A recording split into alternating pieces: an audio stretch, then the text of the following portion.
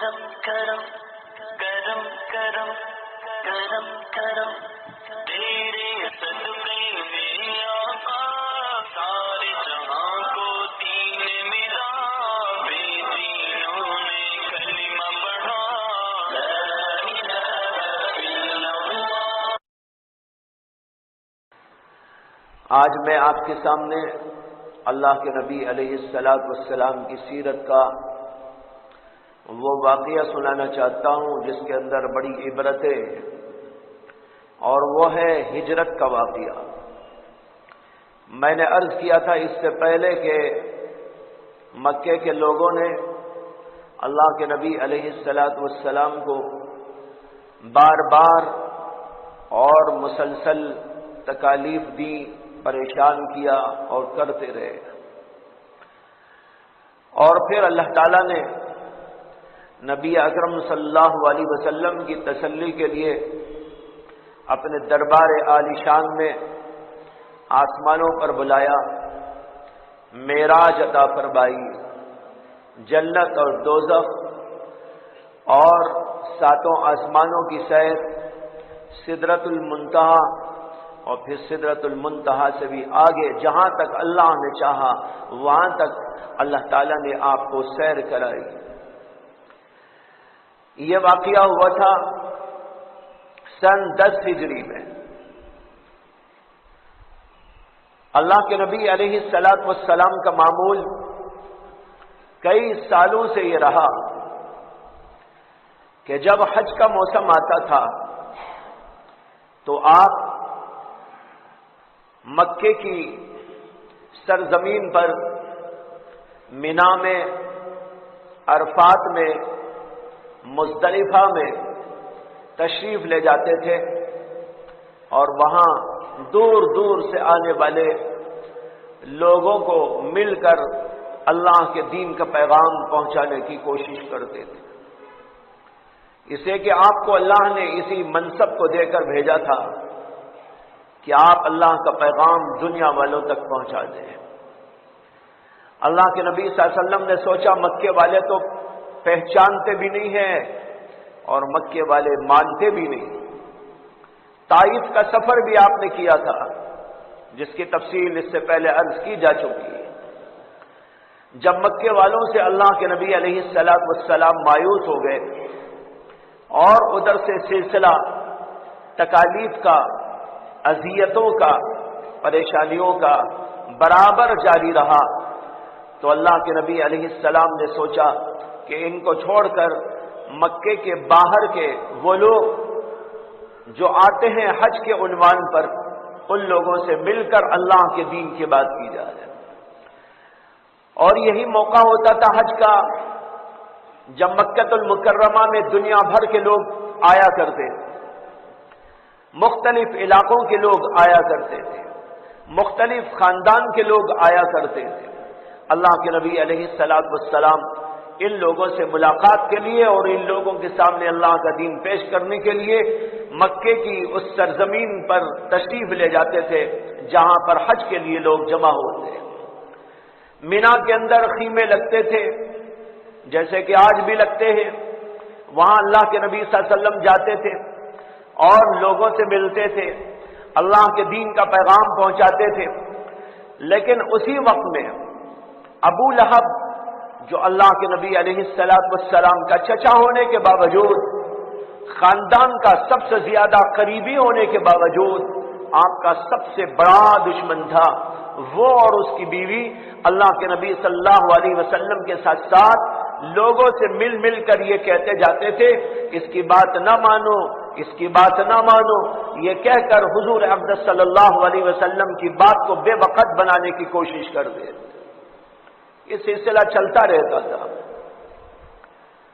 جب آیا سن 11 ہجری، تو سن 11 ہجری میں اللہ کے نبی علیہ السلام حسب معمول تشریف لے گئے حج کے ایام میں، مینا کے اندر لوگوں سے میل ملاپ کر رہے تھے، اپنی بات پہنچا رہے تھے۔ ایک جگہ پر آپ نے دیکھا کہ کچھ لوگ وہاں بیٹھے ہوئے ہیں، اللہ کے نبی علیہ السلام نے ان کو سلام کیا، اور ان سے پوچھا کہ تم لوگ کہاں سے آئے ہو؟ انہوں نے کہا کہ ہم ملک یثرب سے آئے ہیں۔ اس زمانے میں یثرب نام تھا مدینہ منورہ کا، مدینہ آپ نے اس کا نام تجویز کیا، لیکن پہلے اس کا نام تھا یثرب۔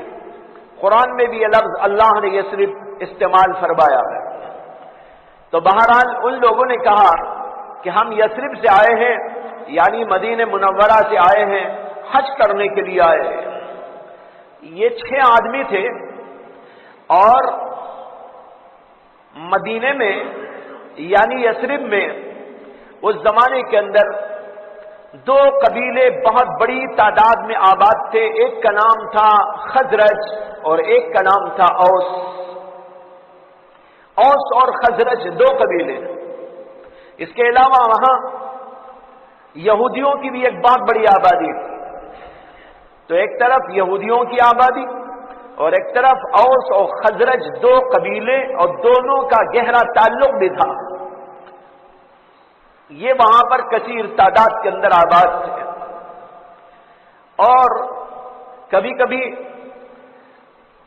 مدینے کے یہودیوں اور اوس و خزرج کے قبیلوں کے درمیان لڑائیاں بھی ہو جاتی تھی۔ یہودی لوگ جب ہار جاتے تھے، پسپا ہو جاتے تھے، اور یہ لوگ فتح یاب ہو جاتے تھے، تو یہودی لوگ ان لوگوں کو کہا کرتے تھے کہ اب تو تم نے ہم کو رسوا کر دیا، اب تو تم نے ہم کو پسپا کر دیا اور تم آگے بڑھ گئے، لیکن دیکھو ابھی زمانہ قریب ہے اس پیغمبر کا جو آخری پیغمبر بن کے دنیا میں آئیں گے، جب وہ آئیں گے تو ہم ان کے ساتھ مل کر تمہارے خلاف کارروائی کریں گے اور تم کو رسوا کر دیں گے۔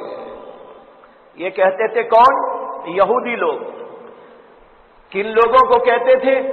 مدینے میں رہنے والے انہی لوگوں کو، اوس و خزرج کے قبیلوں کو کہتے تھے کہ ایک پیغمبر آخری زمانے کا آنے والا ہے اور ان کا زمانہ قریب ہو گیا ہے۔ یہ وہ زمانہ تھا، بلکہ اس سے پہلے ہی سے اللہ کے نبی علیہ السلام کا لوگوں کو انتظار لگا ہوا تھا۔ یہودی قبائل کے اندر بھی اللہ کے نبی کا انتظار تھا۔ یہودی اچھی طرح جان چکے تھے، اور ان کی کتابوں کی تعلیمات، انجیل کی تعلیمات، اور اس سے پہلے تورات کی تعلیمات، دیگر پیغمبروں کے صحیفوں کی تعلیمات ان لوگوں کے سامنے تھی، جس کے اندر آخری زمانے میں آنے والے پیغمبر کا تذکرہ بڑے ہی واضح انداز میں موجود تھا۔ یہ تک لکھا ہوا تھا وہ کہاں پیدا ہونے والے ہیں اور کب ہجرت کر کے کہاں آنے والے ہیں، ساری تفصیلات اس کے اندر لکھی ہوئی۔ تو یہودی ان کو پڑھتے تھے، اور ان کے ذہن میں نقشہ بیٹھا ہوا تھا کہ ابھی قریب ہے وہ زمانہ کہ محمد صلی اللہ علیہ وسلم آئے، آخری پیغمبر آئے، تو وہ لوگ ان کو دھمکی دیتے تھے اور کہتے تھے کہ جب آخری پیغمبر آئیں گے اور ان کا زمانہ قریب ہو چکا ہے تو ہم ان کے ساتھ مل کر تمہارا مقابلہ کریں گے۔ بہرحال یہ بات ان لوگوں کے ذہن میں بیٹھی ہوئی تھی، اوس و خزرج کے قبیلوں کے۔ اوس و خزرج اس زمانے میں بالکل مشرک تھے، بتوں کی پوجا کرنے والے، جیسے کہ مکے کے رہنے والے لوگ بتوں کے پجاری تھے، یہ لوگ بھی بتوں کے پجاری تھے۔ اب ان میں اور یہودیوں میں جب اس طرح بات ہوتی تھی تو یہودی ان کو یوں کہا کرتے تھے، تو ان کے ذہن میں یہ بات بیٹھی ہوئی تھی کہ ایک پیغمبر آنے والے ہیں، آخری پیغمبر آنے والے ہیں، ان کا نام احمد یا محمد ہے۔ یہ سب باتیں یہودیوں سے انہوں نے کبھی سن رکھی تھی، بلکہ بار بار سن رکھی تھی، ذہن کے اندر یہ نقشہ موجود تھا۔ اب یہاں پر جب آئے مکے میں، اللہ کے نبی نے ان سے پوچھا کہاں سے آئے ہو؟ انہوں نے کہا ہم یثرب سے آئے ہیں۔ اللہ کے نبی صلی اللہ علیہ وسلم نے کہا میں تمہیں ایک بات کہنا چاہتا ہوں، تم میری بات سنو گے؟ انہوں نے کہا ہاں بتائیے کیا کہنا چاہتے ہیں؟ اللہ کے نبی صلی اللہ علیہ وسلم نے کہا میں اللہ کا پیغمبر ہوں، میرا نام محمد ہے، اللہ نے مجھ کو توحید کی تعلیم دے کر بھیجا ہے اور میرے اوپر اللہ نے اپنا کلام نازل فرمایا ہے اور میری یہ تعلیمات ہیں جو اللہ نے مجھ کو عطا فرمائی ہیں. میں تم سے کہنا چاہتا ہوں میرے اوپر ایمان لاؤ, اللہ پر ایمان لاؤ, ایک اللہ کی توحید پر قائم ہو جاؤ اور بتوں کی پوجا کو چھوڑ دو اور آخرت کی فکر کرو. اس دین اسلام کو قبول کر لو. جو اس دین میں داخل ہو جائے گا اس کے لیے نجات ہی نجات. اللہ کے نبی نے جب ان کے سامنے یہ پیش کیا, ان 6 آدمیوں کے ذہن میں فوراً یہ بات آئی کہ ارے بھائی یہودی کہا کرتے تھے آخری پیغمبر آنے والے ہیں, یہ دیکھو یہی تو ہیں وہ پیغمبر. یہ یہودیوں نے ہم سے پہلے ہی کہا تھا ایک پیغمبر کا زمانہ قریب ہے, یہی وہ پیغمبر آ گئے ہیں. پھر آپس میں انہوں نے ایک طرف ہو کر مشورہ کیا اور ان کا مشورہ اس بات پر آ کے رک گیا کہ یہ اللہ کے پیغمبر جب ہم سے کہہ رہے یہودیوں سے پہلے ہم کو چاہیے کہ ہم ان پر ایمان لے آئے, کہیں ایسا نہ ہو یہودی ان پر ایمان لے آئے اور ہمارے خلاف کھڑے ہو جائے. اس سے پہلے کہ یہودی ہمارے خلاف کھڑے ہو ہم کو چاہیے کہ ہم ان کے اوپر ایمان لے آ کر ان کے ساتھ میں ہو جائے. 6 کے 6 آدمیوں نے مشورہ کیا اور آ کر کہا کہ ہم آپ کے دین کو مانتے ہیں, اس لیے ہم اپنے آپ کے دین کے اندر ہم کو داخل کر لیجیے. اللہ کے نبی علیہ السلام نے ان کو کلمہ پڑھوایا, کلمہ شہادت کی تلقین کی اور پھر ان کو ہدایت دی کہ یہاں سے جب تم جاؤ تو یہاں سے جانے کے بعد اس بات کی کوشش کرو کہ تمہارے گھروں میں, تمہارے خاندانوں میں, تمہارے محلوں میں رہنے والے بسنے والے لوگ اللہ کے اس دین کو قبول کر لیں. تھوڑی سی محنت, تھوڑا سا مجاہدہ اللہ کے دین کو پھیلانے کا تم لوگوں کو چاہیے کہ وہاں پر جاری کر دیں. خیر اس کے بعد اللہ کے نبی علیہ السلام آگے بڑھ گئے اور یہ لوگ حج کرنے کے بعد مکہ المکرمہ سے واپس مدینہ چلے گئے. مدینے میں جانے کے بعد ان 6 آدمیوں نے محنت کرنی شروع کر دی. انہوں نے کہا کہ ہمیں چاہیے کہ ہم اپنے گھر والوں, اپنے خاندان والوں, اپنے جان پہچان کے لوگوں کو اس دین سے آگاہ کریں. چنانچہ انہوں نے لوگوں کے اندر اس کا پرچار کرنا شروع کر ڈالا. اس کا نتیجہ یہ ہوا کہ 1 سال کی محنت کے بعد 12 آدمی ایسے تیار ہو گئے جو مکہ مکرمہ آ کر محمد صلی اللہ علیہ وسلم سے ملاقات کریں. اور لوگ بھی ہو گئے لیکن مکہ مکرمہ جانے کے لیے 12 افراد تیار ہوئے. ان میں سے 5 تو وہی افراد تھے جو گزشتہ سال آئے تھے اور ان کے ساتھ نئے 7 آدمی اور مل گئے. اس طریقے پر یہ 12 آدمیوں کا قافلہ جب سن 12 ہجری میں حج کے ایام آئے تو وہ آیا مکہ المکرمہ اور مینا میں ایک جگہ پر انہوں نے جہاں گزشتہ سال رکے تھے اسی کے آس پاس کسی جگہ پر انہوں نے ایک خیمے کے اندر قیام کیا. اللہ کے رسول علیہ السلام کو معلوم نہیں کہ دوبارہ ان لوگوں سے ملاقات بھی ہوگی کہ نہیں ہوگی. موبائل فون کا زمانہ نہیں تھا کہ جناب یہاں بٹن دبایا وہاں سے بات کر کے معلومات کر لیے کہ کہاں ہو, آئے ہو کہ نہ آئے ہو. خطوں کا زمانہ اور خط لکھنا بھی آسان نہیں, لکھنے والے بھی وہاں مشکل, پڑھنے والے بھی مشکل. بہرحال اللہ کے نبی سے ان کا کوئی تعلق نہیں. یہ گئے تھے اور اس کے بعد اپنے طور سے انہوں نے محنت کی تھی اور پھر محنت کا نتیجہ لے کر اس سال مکہ المکرمہ میں وارد ہوئے ہیں حج کے ایام میں. اور اللہ کے نبی علیہ السلام حسب معمول پھر مینا کی طرف آتے. لوگ جمع ہیں, 4 طرف سے جمع ہیں. اللہ کے نبی علیہ السلام ان چہروں کو تلاش کر رہے ہیں جو گزشتہ سال آئے تھے. کہیں مل جاتے ہیں کیا ان لوگوں میں؟ تلاش کرتے کرتے جا رہے تھے. اللہ کے نبی علیہ السلام کی نگاہیں پڑی اور ان لوگوں کی نگاہ بھی اللہ کے نبی صلی اللہ علیہ وسلم پر پڑی. دونوں نے ایک دوسرے کو پہچانا اور پھر ملاقات ہو گئی. انہوں نے کہا یا رسول اللہ ہم نے گزشتہ سال آ کر یہاں پر آپ کے ہاتھ پر ایمان قبول کیا تھا، ہم نے جا کر وہاں محنت کی، اور یثرب سے اس وقت میں ہمارے ساتھ اور کچھ لوگ آ گئے۔ اللہ کے نبی علیہ السلام نے دیکھا کہ 5 افراد تو گزشتہ سال کے ہیں، اور اس سال نئے بھی کچھ افراد اس کے اندر داخل ہیں۔ اللہ کے نبی علیہ السلام نے ان کو بیعت کی۔ اسی دوسری مرتبہ اس بیعت کو تاریخ کے اندر بیعت اولا کہا جاتا ہے۔ اگرچہ دوسری دفعہ ہو رہی ہے، لیکن تاریخ میں اس کا نام ہے بیعت اولا، پہلی بیعت، اس لیے کہ باقاعدگی کے ساتھ میں اللہ کے نبی علیہ السلام نے اسی موقع پر ان کو بیعت فرمائی۔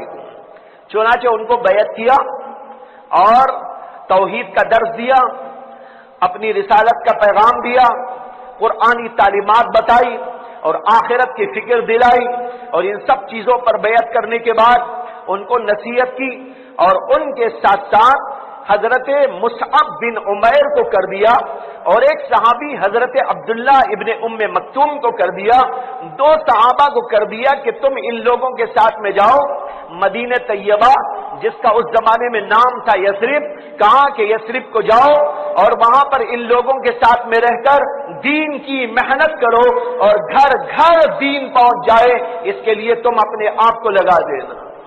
2 صحابہ کو بھیجا تھا، ایک تھے عبداللہ ابن ام مکتوم، اور دوسرے تھے، یہ نابینا صحابی تھے، اور دوسرے تھے حضرت مصعب بن عمیر۔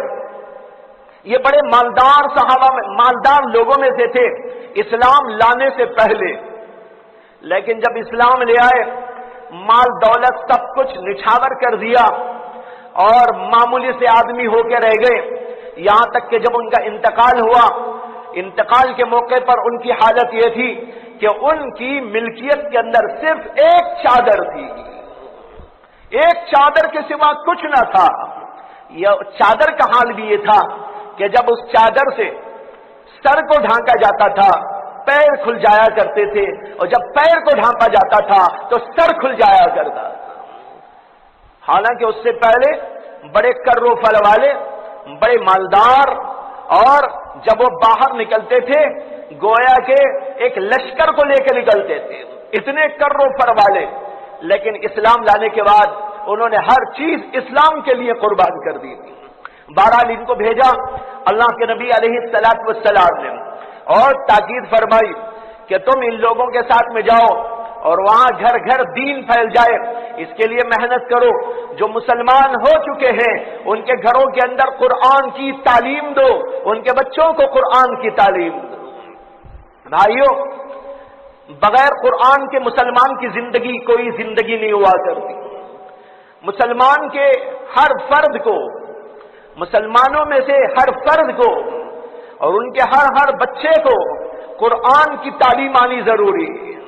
لیکن آج کا حال یہ ہے، اللہ کے نبی اس دور میں جبکہ اسلام ابھی تک پورے طور پر وہاں اشکارا بھی نہ ہوا تھا، چند گھر اسلام لے آئے تھے اور اسلام کا کوئی دبدبہ بھی قائم نہ ہوا تھا، لیکن اس کے باوجود اللہ کے نبی علیہ السلام حضرت مصعب بن عمیر کو اور عبداللہ ابن ام مکتوم کو باقاعدہ استاد بنا کر بھیج رہے ہیں، داعی بنا کر بھیج رہے ہیں۔ ایک طرف وہ داعی اسلام بھی ہیں اور ایک طرف وہ معلم اسلام بھی ہیں، تعلیم کا کام بھی کریں گے، دعوت کا کام بھی کریں گے، دونوں کی ڈیوٹیاں دے کر اللہ کے نبی علیہ السلام نے بھیجا تھا۔ معلوم ہوا کہ قرآن فوری طور پر ہر مسلمان کے گھر میں جاری ہونا چاہیے، فوری طور پر ان کا ہر بچہ قرآن کی تعلیم سے آراستہ ہونا چاہیے، یہ بہت ہی اہم ضرورت تھی۔ اسی لیے تو اللہ کے نبی علیہ السلام نے اسی وقت ان کو حکم دے دیا کہ جاؤ ان کے گھروں کے اندر قرآن پڑھاؤ، ان کے بچوں کو قرآن پڑھاؤ، اور اسی طریقے پر وہاں کے لوگوں کو دین اسلام کی دعوت دے دے کر دین اسلام کے اندر داخل کرو۔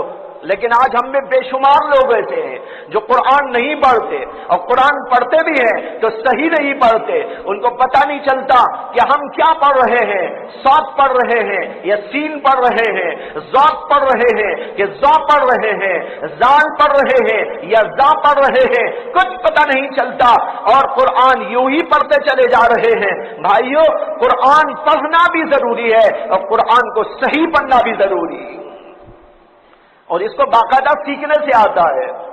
اس کے لیے استاد ہوا کرتے، اس کے لیے ماہرین ہوا کرتے جو اس فن کے جانکار ہوا کرتے ہیں. ان کے سامنے زانو تلمس طے کرنا ہوتا ہے.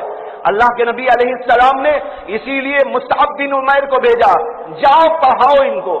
میں آپ سے ایک سوال کرتا ہوں، یہ یثرب کے لوگ جو آئے تھے اللہ کے نبی صلی اللہ علیہ وسلم کی خدمت میں، یہ اردو بولتے تھے یا تمل بولتے تھے یا انگریزی بولتے تھے یا کیا بولتے تھے؟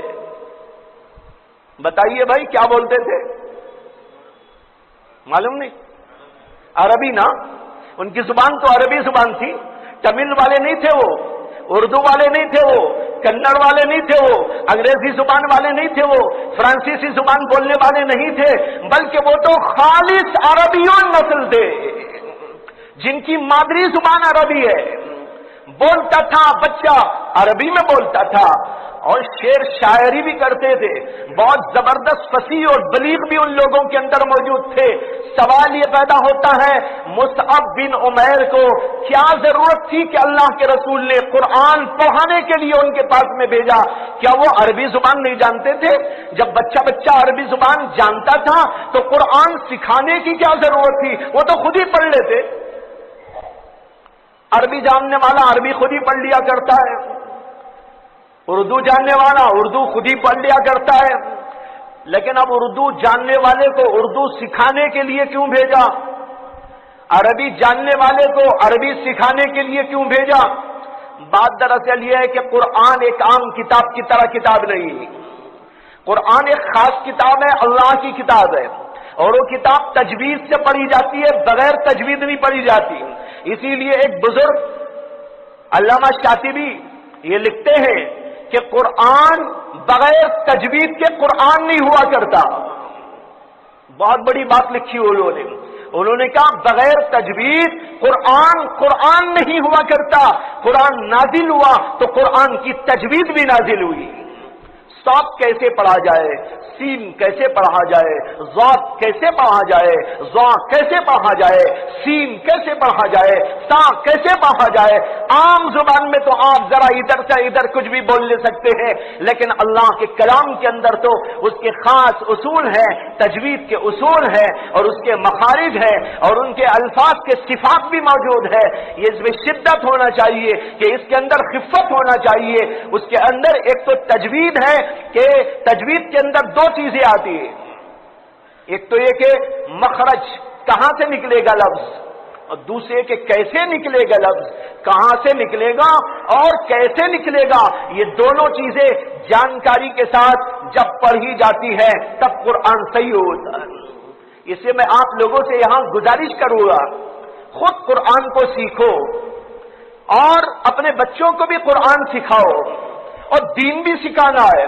اللہ کے نبی نے دین بھی ان کو سکھانے کے لیے بھیجا، قرآن پڑھانے کے لیے بھیجا. لہذا دین سیکھنا، قرآن کریم سیکھنا، تجوید کے ساتھ پڑھنے کو سیکھنا یہ لازم اور ضروری ہے. اس واقعے سیرت سے یہ بات عرض کی جا رہی ہے. بھائیو بزرگوں، اپنی ذاتوں پر رحم کرو.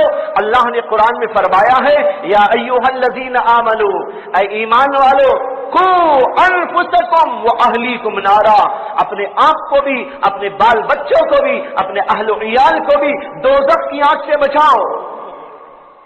دوزخ کی آگ سے خود کو بھی بچاؤ، اپنے اہل و عیال کو بھی بچاؤ. حضرت علی کرم اللہ تعالی وجہہ سے پوچھا گیا کہ حضرت قرآن کہتا ہے دوزخ سے بچو اور بچاؤ، یہ بچنے بچانے کا طریقہ کیا ہے؟ حضرت علی نے فرمایا کہ اس کا طریقہ یہ ہے کہ خود بھی قرآن پڑھو، دین کی جانکاری حاصل کرو اور اپنے اہل و عیال کو بھی قرآن پڑھاؤ اور دین کی باتیں ان کو بتایا کرو، اس کے اوپر عمل کیا کرو. یہی ہے دوزخ سے بچنے کی راہ. اگر اس کے سوا کوئی اور راہ ہوتی تو حضرت علی رضی اللہ تعالیٰ عنہ اس کو بیان فرما دیتے.